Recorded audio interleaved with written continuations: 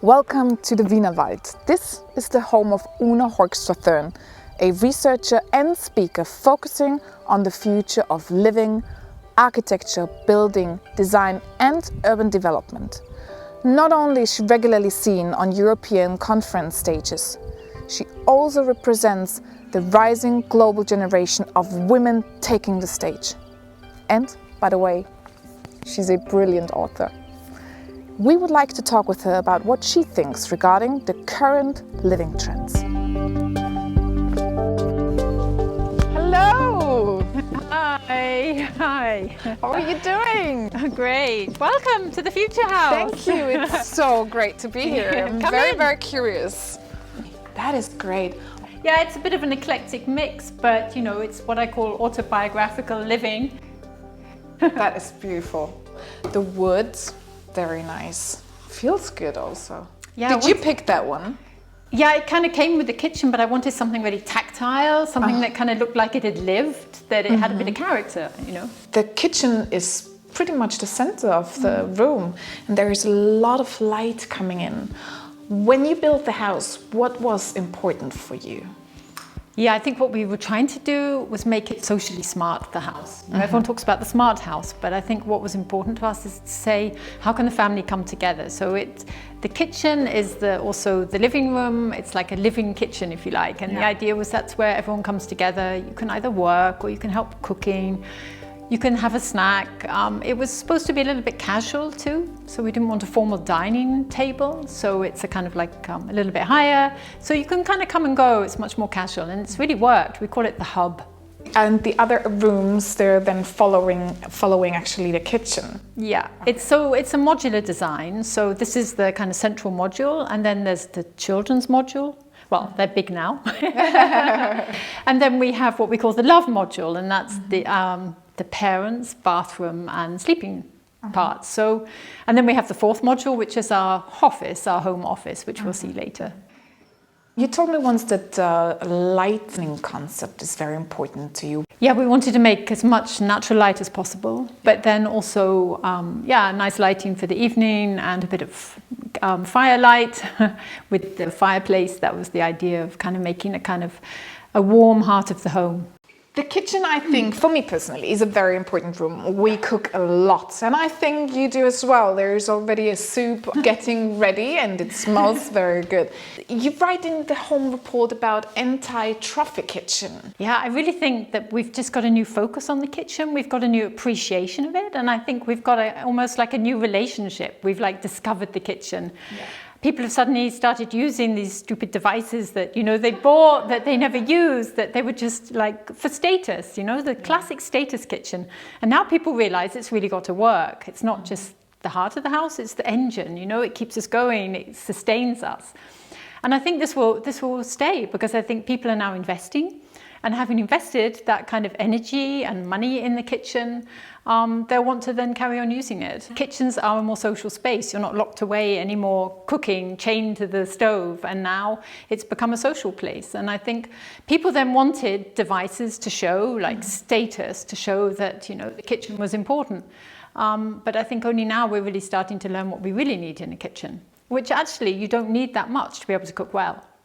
And we've seen, over the last year and over the last times, we've seen how cooking has become the new commute. You know, so that the time that people once spent stuck in a traffic jam, they're now at home making jam. You know, people have gained a lot with this new relationship to the house. I brought you a little bit of something, a tea, because I heard that you like tea a lot. Let's try it. Yes, let's try it. Okay. Great. The pandemic has not only changed the relationship we have with our kitchen. We have reconnected with our home as a whole, as well as with our neighborhoods.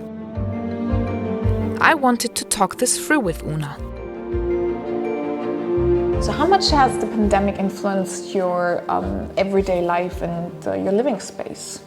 I think I've come to appreciate it more. I think I've really come to use my kitchen more, and I don't travel so much anymore. So I've really been able to rethink how I want to, how the house should evolve.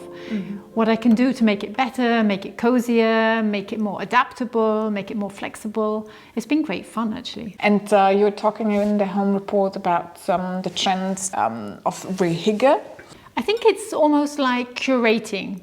So you're curating your furniture. So you're moving it around. You're trying to maybe every month just move furniture around to see how maybe something that you wouldn't think would fit with something else, you just give it a try because you've got the time, because you've got the idea. And I think it makes for just more interesting living spaces, actually. So that's how the homes changed. What about the cities? Let's have a look at the bigger picture. What happened there?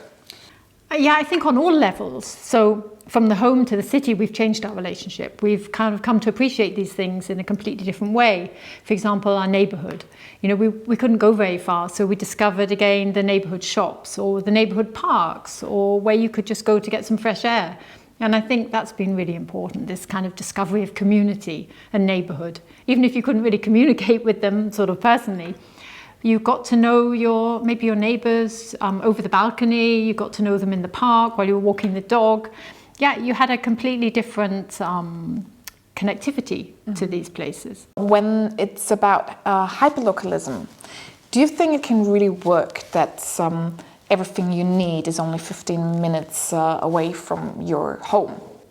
I think it creates a whole different life quality in a city, because then you're not standing in traffic jams, you're not having to travel a long way for all the services. And then you have a much better connection to your local area and to the people. You need that kind of support, I think. And I think it can only increase our quality of life in a city if we create these kind of polycentric areas, polycentric cities with, you know, very not homogeneous areas, but areas that offer everything you need. So, I mean, in France, they're doing it, and you've got to be near a bakery, obviously, a boulangerie for the French, for their baguette every day. But also near a park or a sport place, or maybe somewhere to go and talk to the local council. Does it mean that local shops will get more and more important? Or what do you think, who will get a positive effect out of it? I mean, I think what we're seeing is that people won't want to drive to these big out-of-town shopping centres anymore. Already in America, you can see they're redeveloping them into maybe community spaces, into universities. They're trying to get away. So people were rediscovering their local shops. And I think hopefully we'll see a revival in those again, because for a long time, the high streets, a lot of them closed down. But I think they bring back a kind of vibrancy to a city and, really create a lively atmosphere. Oona believes that we can make our cities more livable again and that we will live more locally in the future. Working from home plays a big part in this. As this trend continues, we will have to find a compromise between our different workspaces. Yeah, it's what I call my office. Okay. So, home office. But I think that's something that a lot of people are going to have to adapt to in the future, working from home. I like the word because it kind of reminds me of hope. It looks down onto the home. But this is my office. Oh, wow. What a view. Yeah, it can be a little distracting, but you could also say it's inspiring. I think in the past we all thought that we were going to work more from home because we all had mobile technology and we thought, yeah, great, we can all work from home. And then we had this big trend to co-working where everyone said, actually, I don't want to be stuck at home on my own. I want to go and be with other people. So the co-working system kind of really boomed. And now in a way, I think what we'll do in the future is come back to a kind of compromise. We'll come back to a kind of hybrid model of working. So people will work maybe 2 days of the week at home, maybe 2 days in a co-working space, and maybe 1 day in the headquarters of an office. I think people will be more flexible. I think there'll be more trust between employers and their employees and employers, and that way we can maybe adapt our lives to our work rather than the other way around. I talked yesterday to a journalist and I wrote him very naturally like, oh yeah, well, I guess you're like everybody else in the home office. And he wrote me, you know what, no, I don't like home office. I prefer rather to go into the office and I'll work there. What will happen, or what solution is there for people that cannot deal with home office? Co-working space is a brilliant solution because a lot of people live alone nowadays. You know, our highly individualistic society. Some cities have 50% single households. So these people spend a lot of time on their own. So when they work, they need somewhere where they can connect with other people, where they can exchange ideas, where they feel like they're part of a community. And I think we'll see a kind of revival in co-working spaces that will provide this function. Somebody living in a single room, how can they deal with home office? I think what we'll see in the future is when we have a block of flats, people who live in, you know, on their own, then they'll have a co-working space in the building which they can then share with other people. So you have these shared spaces, you have community spaces, so people aren't alone anymore. They can choose when they want to be private and they can choose when they want to be part of community. When I look at this beautiful view and I see your sons downstairs in the kitchen, what is the future going to look like? I think for them, the next generation, they probably won't live so differently to we now, but I think they'll think about maybe more flexible living spaces, they'll think about more mobility, they'll think about more adaptivity. So I think there'll be more, more ecologically too. So I think they are the great hope for the future, if you like.